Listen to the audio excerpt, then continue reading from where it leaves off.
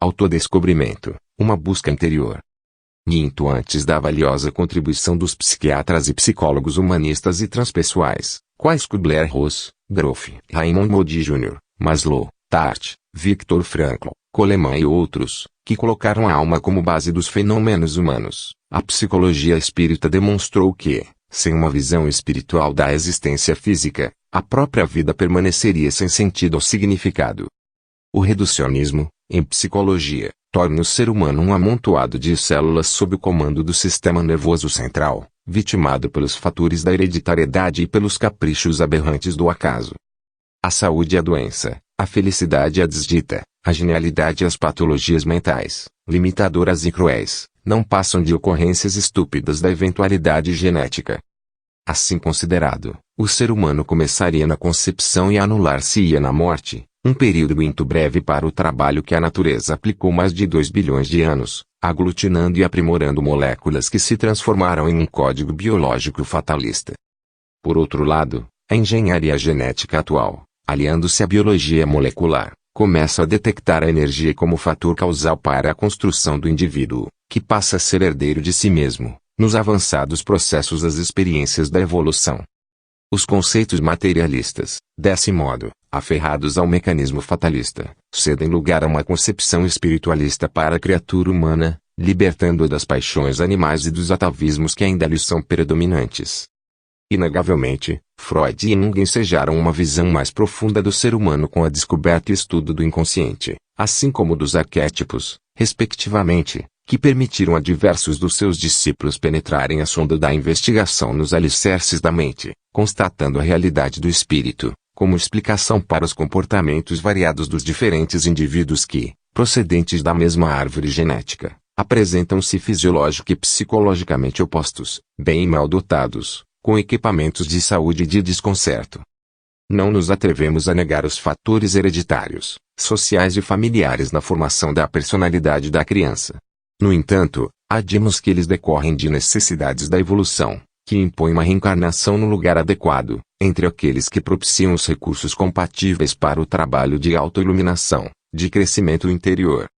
O lar exerce, sem qualquer dúvida, como ocorre com o ambiente social, significativa influência no ser, cujo ônus será o equilíbrio ou a desordem moral, a harmonia física ou psíquica correspondente ao estágio evolutivo no qual se encontra.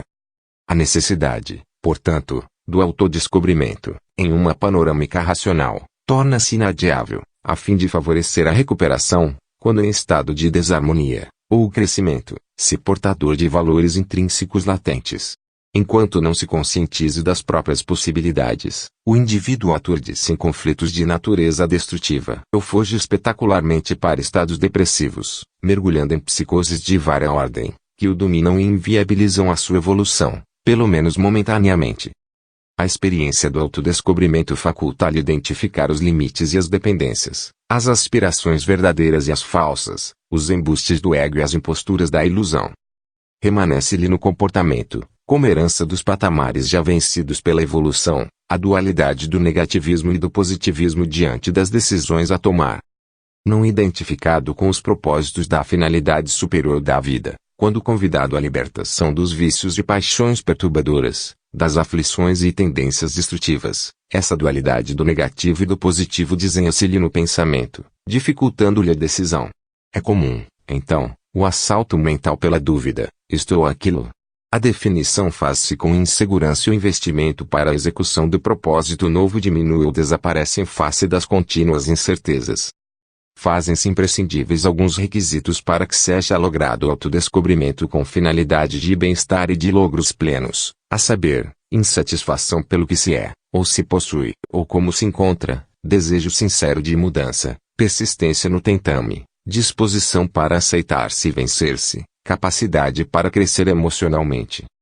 Porque se desconhece, vitimado por heranças ancestrais de outras reencarnações de castrações domésticas, de fobias que prevalecem da infância, pela falta de amadurecimento psicológico e outros, o indivíduo permanece fragilizado, susceptível aos estímulos negativos, por falta da autoestima, do autorrespeito, dominado pelos complexos de inferioridade e pela timidez, refugiando-se na insegurança e padecendo aflições perfeitamente superáveis, que lhe cumpre ultrapassar mediante cuidadoso programa de discernimento dos objetivos da vida e pelo empenho em vivenciá-lo.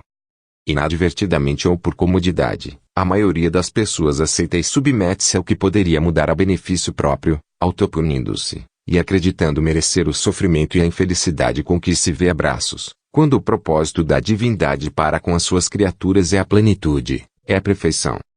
Dominado pela conduta infantil dos prêmios e dos castigos, o indivíduo não amadurece ao profundo, continuando sob o jugo dos caprichos do ego, confundindo resignação com indiferença pela própria realização. O espiritualismo e resignação deve ser um estado de aceitação da ocorrência, dor sem revolta, porém atuando para erradicá-la.